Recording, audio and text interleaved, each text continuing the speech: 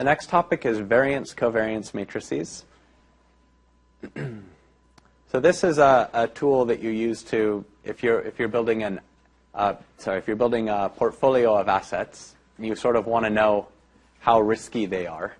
You have a measure of risk for each asset, but what also ends up being useful is a measure of risk between assets. So sometimes you'll see if you have assets in the same sector. So if you have two technology stocks, so for instance like Oracle and Microsoft, if technology stocks are doing good, they both go up together. Not exactly the same amount, but when one of them goes up, the other one is much more likely to go up than go down, and vice versa for when they go down.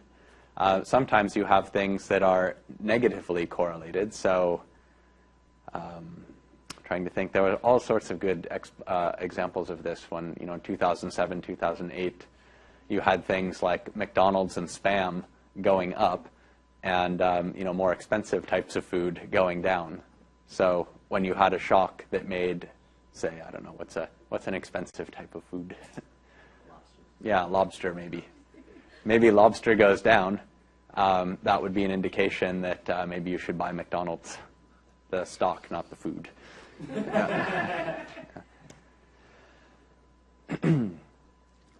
So I'll start off with some concepts from statistics. Something called the sample mean, I hope everybody's aware of. So if I have a vector x, it's got m elements, m components in it, and I want to just find the average value of those, what I'm going to do is just, so this notation means sum, so I'm going to sum all of those up. So add all m of these values together and divide by m, and I'm going to call that x bar, and that's going to be called the sample mean.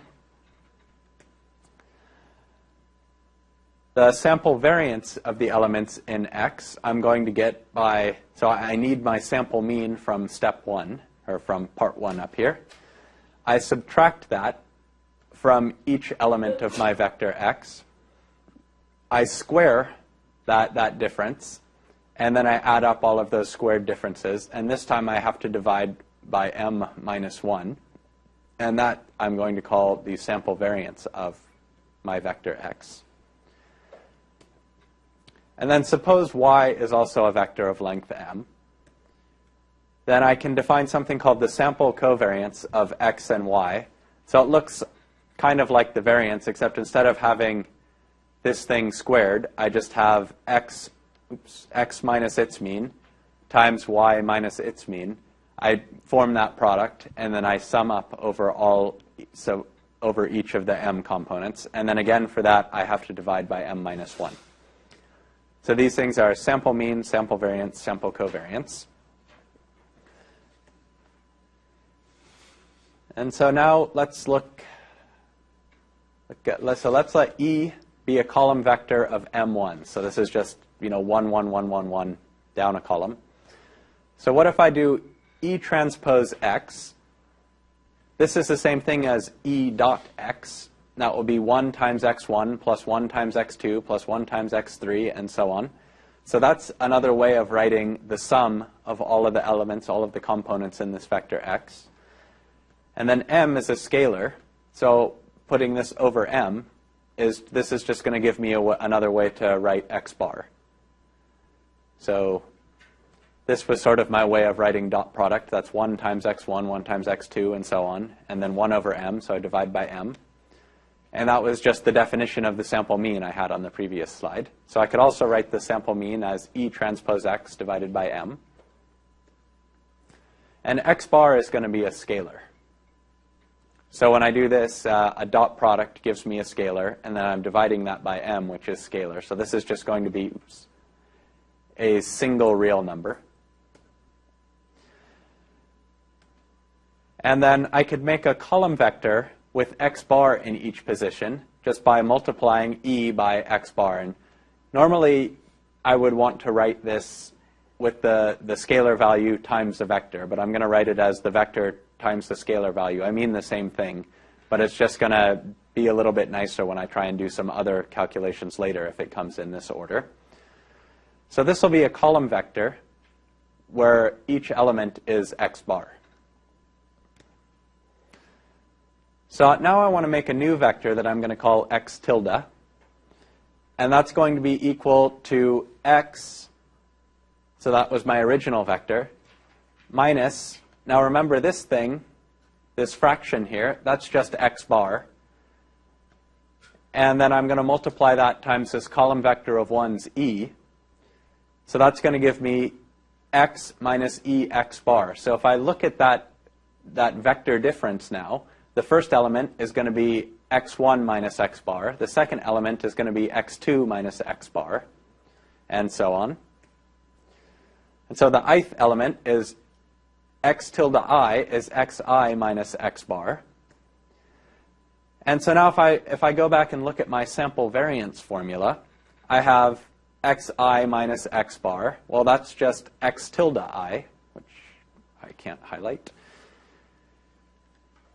So I can replace this squared difference with just xi squared, or x tilde I squared. But another way of writing that is x tilde transpose x tilde. And now I'm dividing that still by m minus 1. And again, this is just a dot product. So this is when I do x transpose x, where x is a column vector, that's going to be a scalar value. So that's just the matrix notation for dot product. And then I'm dividing it by a scalar m minus 1, and that's going to be the number that's the sample variance of x. And another way I could write that is this is the length squared of x divided by m minus 1. So really what I'm kind of trying to do here is show that there are lots of different ways to approach the same problem. And then what we'll do later on is we're going to pick the way that makes it easiest to get to the answer that we want. So I can do the same thing now for the sample covariance. So I'll make, E transpose y is just going to be the sum of all of the elements in my vector y, divided by m. That's going to give me the mean value, the sample mean of the elements of my vector y. So y tilde is just going to be y minus its mean.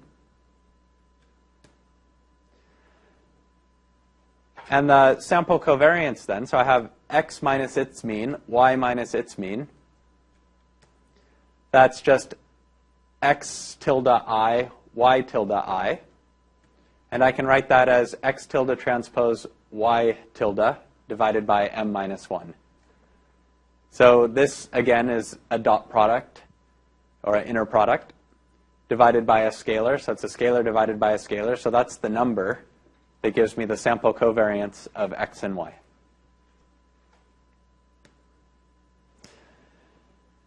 And so I started out in this section. I don't know if everybody remembered from the outline. I called this a variance-covariance matrix.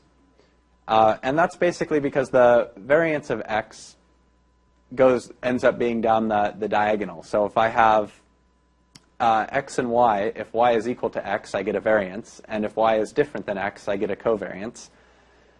I'm just going to think now of the variance of x as being the covariance of x with itself, and then only call this thing a covariance matrix from now on, because it gets really difficult to pronounce variance-covariance matrix. It also makes the slides wider than they need to be. So the cov xx, that's going to give me the variance, but from now on I'm just going to think of this whole structure as a covariance structure, and sometimes I just end up calculating covariances of x with itself. Okay. So now let's suppose that x and y, I could put those in the columns of a matrix R. So here R, I chose R just because it's a rectangular matrix. So we have m rows and 2 columns. The first row is my vector x. Second row is my vector y.